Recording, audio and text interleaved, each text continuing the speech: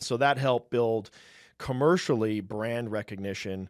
And so then we launched that, and we went to, I don't know how many rounds I shot that year, a lot. We went to demo bays, and we would just line up at commercial events and let people come through and shoot fully automatic 12 gauge over and over. And we'd shoot 3,000 rounds in a day. That's so and cool. yeah, and it's just really, I mean, where else are you going to shoot a fully automatic shotgun at like 800 and 900 rounds a minute? It's absolutely absurd. It's as fast as an AR-15 in cyclic fire. Yeah. I mean, unless you want to shoot, I mean, there's a couple, I think there's the Saiga or something like that. Who makes it? Is that China? So that would be like a Vepr or a Molot or the Sega generation. It's a Kalashnikov design originally. So it's a Russian designed which then got taken to China and all that stuff. But those have inherent problems. In fact, when we first started the whole process with the FBI, they told us that they had several Segas in their inventory, short barrel configurations. When I was a police officer, I think it was Tacoma SWAT over by Seattle. They had some Segas as well. And the result was, from both of those units said the same thing. We like the idea of a magazine. We like semi-auto. However, this particular gun, this particular kind of gun, we don't know when it's going to work.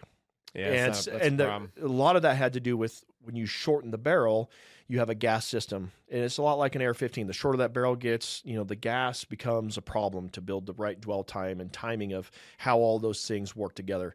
What we have is a short recoil system. So the shorter we made the barrel, it did nothing.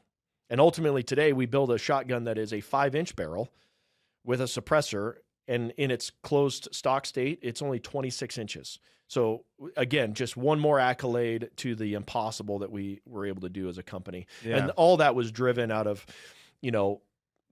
a funny story. It's all driven out of Ministry of Defense, from the UK or whoever's asking for it.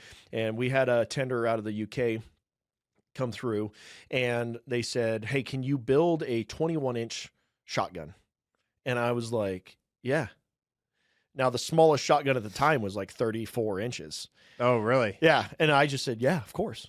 And I get off the phone, and I go up to Teodor, and I go, "Teodor, so this is what they want to do." I said, "Now hear me out. Don't get upset with me." I said, I told them we could do this. They want a 21-inch shotgun.